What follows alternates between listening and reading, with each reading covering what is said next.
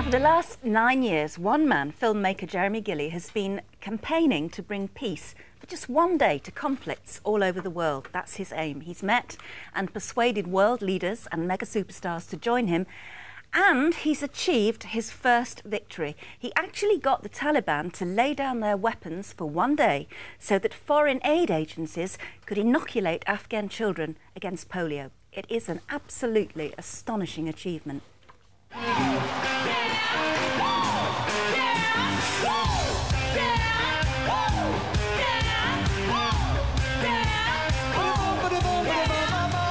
Sweet dreams are made of this. Who am I to disagree? Today, all over Afghanistan, there have been 82 separate Peace Day initiatives. These include a weapons handover, announcements for peace in mosques all over the country, immunisation campaigns in the southern areas of the country by UNICEF. So you see, the day is working.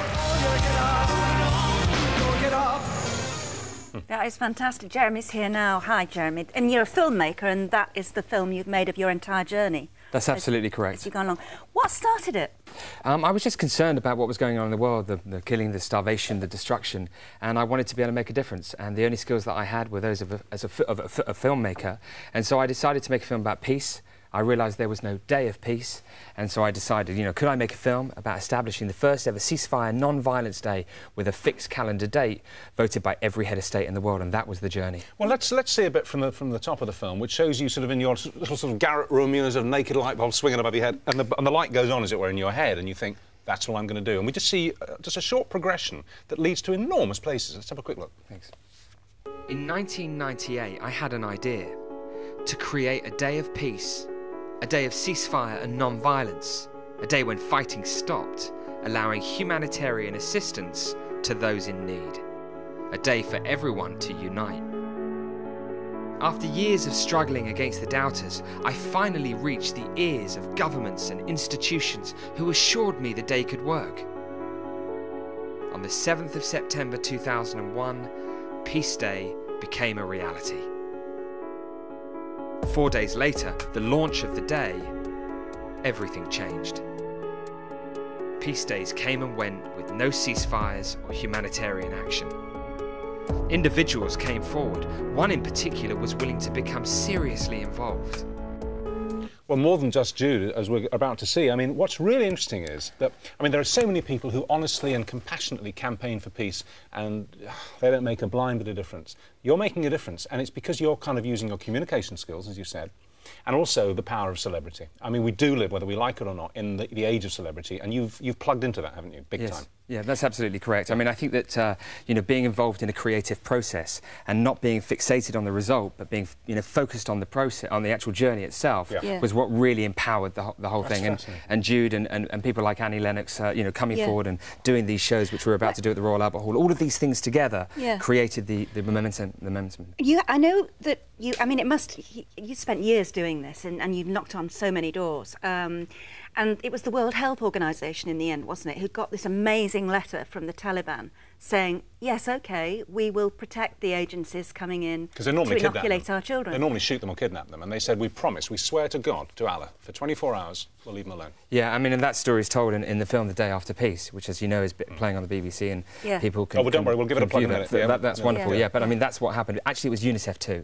So with Jude, you know, we went to Afghanistan, we talked to everybody, government, non-government, you know, civil society, various groups, and said, listen, let's, you know, try and make this work, and documented that process. And the results, as you say, were incredible. Well, let's see that thing with Jude Law then, and then we're going to see Angelina Jolie calling her for coffee at your house, which is an amazing image. But we'll go to Jude, and this is you sort of just arranging for him to do a little appeal in a studio, and we see the way you tap these celebs up, we see the way you whisper in their ears and get them to agree on the spot, on camera, to do stuff that leads to what you just said. Yeah. So what can I do? OK. Well, it's great that you came here, man. I really appreciate it. Very happy to be here. Then I'd love to have a statement from you.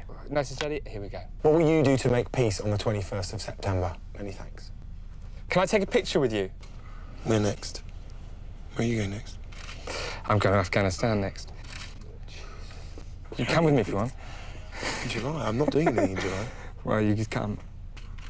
Serious? I'm serious. You want to come, man? Come. as they say, welcome to Afghanistan.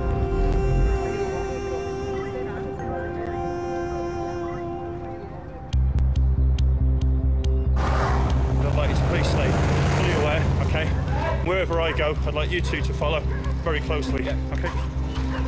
We wanted to get amongst the people from the city of Kabul. Sadly, it wasn't that simple. The United Nations were in control and responsible for our safety.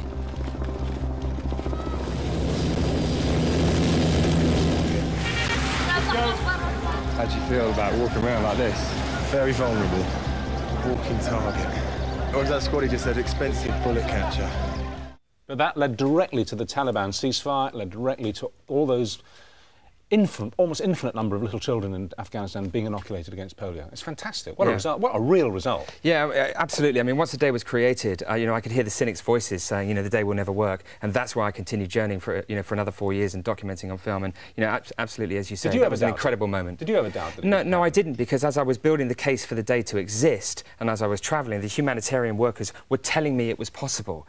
You know, and so I wanted to make sure, you know, it occurred. And rolling the camera again, and people like Jude and other people coming forward, and particularly UNICEF, you know, an amazing thing happened. And it happened in other places around the world as well. It was amazing. Well, in the eastern region of Congo, 680,000 insecticide-treated mosquito nets were given out. Vitamin A, vitamin D, deworming. There were vaccinations by the largest syringe manufacturers of the world. Because they stopped the civil war for a day. Yeah, because of a negotiation process to say, we are going to carry out this humanitarian activity. So a lot of lives were saved, but it's also about the individuals who are watching your show, because it's not just a day of ceasefire, it's also a day of non-violence. This is about the violence in our homes, in our communities, in our schools. So the people who are listening today should feel like they have a role to play too. If we want to live in a united world, if we want to move from a culture of war to a culture of peace, we are going to have to lift the level of consciousness that exists around the fundamental issue, which is the protection of each other.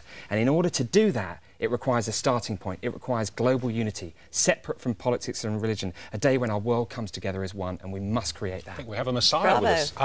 Bravo. Should we just see Angelina Jolie, because it's just such a wonderful clip. You're there with coming into your living room. You're there with your Coke drinks and your coffee, cigarette. And, oh, hello, Angelina. Yeah. Look, there's a big Mercedes just arrived. A Daimler, or some kind of blacked-out car. Hello. Hello. Hey. Very nice to meet you. Come in. We've got a camera on you. Do you want me to turn that Yeah, off? that's fine. Okay. Hello. Hello. How are you? I mean, honestly, I've just come in to really hear how I can help. Yeah. This was unbelievable. Angelina Jolie was sat on my sofa asking me what she could do. I couldn't stop talking. I was so nervous. If she was willing to use her celebrity status to bring awareness to the day, that would surely create public attention. The world's most glamorous movie star came dressed to kill. Her mission? To honor World Peace Day.